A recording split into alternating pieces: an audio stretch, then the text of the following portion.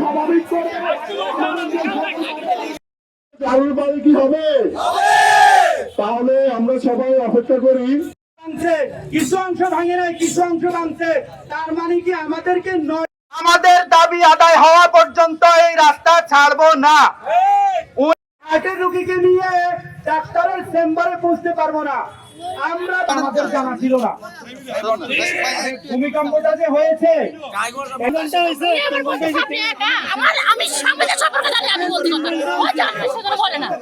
আপনার অনেক দূর চলে গেছে, অনেক মানুষ অনেক গালিগালাজ করছে, ঠিক আছে, এটা অনেকের ভোগান্তি হচ্ছে, অনেক বাচ্চা কাচ্চাও কষ্ট পাচ্ছে, অনেক ডাক্তার কাছে যাচ্ছে।